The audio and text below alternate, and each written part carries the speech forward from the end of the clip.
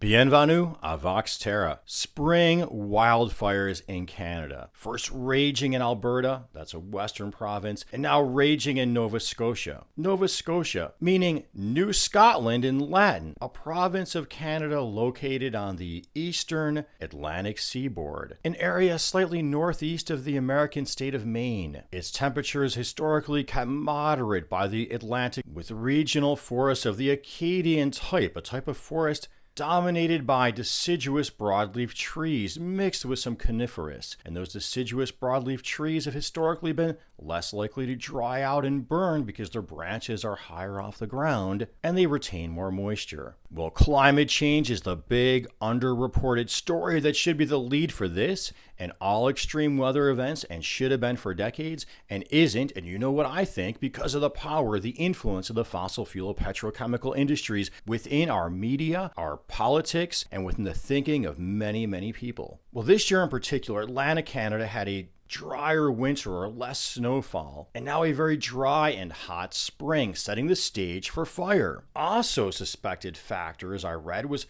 Hurricane Fiona of 2022 damaging the trees in that region, as well as insect infestation. Well, guess what? Both of those two are related to climate change. And citing Reuters, this Atlantic province has had nearly 200 wildfires already to date. That's of June 2nd, burned more than 19,000 hectares and displaced 25,000 people, unprecedented for this region, causing respiratory harm and air quality damage there and dipping into the US of A. And Canada-wide, including Alberta, 2.7 million hectares have been scorched and burned this spring, equal to more than 5 million football fields. And the irony, or maybe not irony isn't the right word, is that Alberta, the premier of Alberta, is from the United Conservative Party, and she and her party members are battling Trudeau over some of his proposals to limit greenhouse gas emissions. Alberta is really the home of Canada's oil and gas industry. And put these formerly unprecedented wildfires in context with so many formerly unprecedented wildfires. Wildfires raging in Europe last summer, France, England. And they're only unprecedented once, and then they're precedented as the climate changes. And then they're reported as normal. Every reporter, every American, every Canadian, every person in the world should know this, citing NASA since 1980. Wildfire season has lengthened across a quarter of the world's vegetative surfaces. Citing Union of Concerned Scientists, the American West, as well as Alaska, has also seen an increase in the range and the frequency of wildfire, as has many places around the world. Citing NASA, our planet is roughly 2 degrees Fahrenheit hotter, or 1.1 Celsius, I believe, than it was at the start of the Industrial Revolution or the era of fossil fuel burning. All those greenhouse heat-trapping gases are trapping heat. That's what they do. And the rises look to be dramatic since the 1980s. The time period when I first learned about climate change, then called the man-made greenhouse effect. And with this increased heat, as I heard one climate scientist say, you can't just nitpick, is this weather event climate change driven or not, or that one? Because everything is now born out of this hotter planet and these changing patterns. Another changing pattern, increased heat waves. The hotter atmosphere holds on to more moisture, retains it more greedily. It pulls it more greedily and fast out of the soil, out of the plants, out of the vegetation. The evaporation or the water cycles appear to be speeding. And with that weakening jet stream, and that's happening because of the heating Arctic, because the jet stream, as well as that Gulf Stream that moderates temperatures for much of the planet, including Nova Scotia, are dependent on that pull and push from cold Arctic to warm equator. So as that jet stream weakens and changes, weather patterns shift. And what we see now with this hotter atmosphere is either just heavier, intense rains or prolonged dry periods. And that creates vegetative whiplash.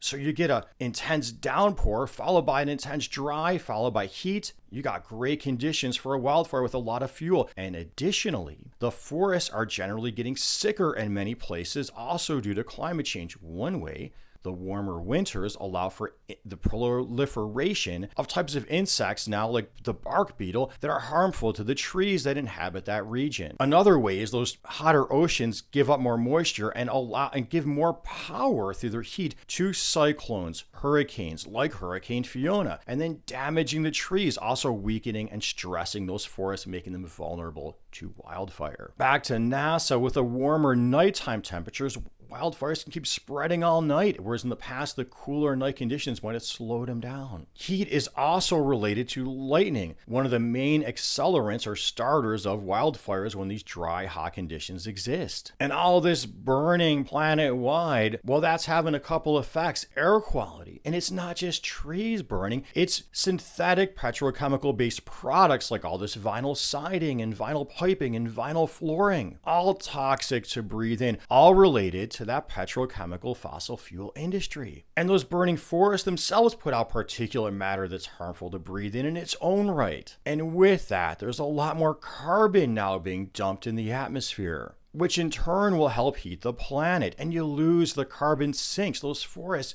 they filter, quote, man-made pollution, and they also filter or sequester carbon. That's what they do. So it's like Mother Nature saying, hey, you want to keep ignoring the warnings, you want to keep supporting the reckless and overuse of these products, then fine, I guess you want to pollute the place. I guess you want to heat it up. I'll join in and start heating it up and polluting it with you. How does that sound? And what about our media? Well, what I see, and I bet you see this too, is for decades now, and it's changing a little bit, but for the most part, climate change is just a backstory. And when these extreme weather events happen, it's just part of the article, or it's not even mentioned in the article at all.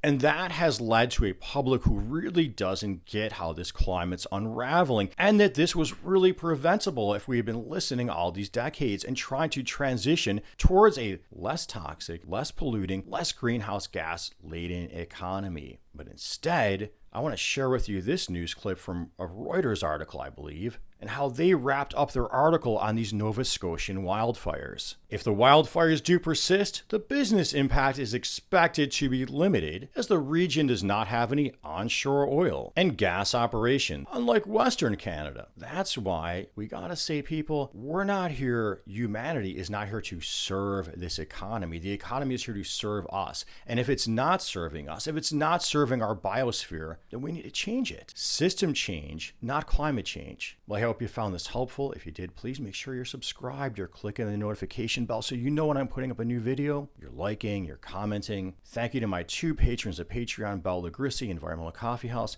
And as always, until next time, peace be with you.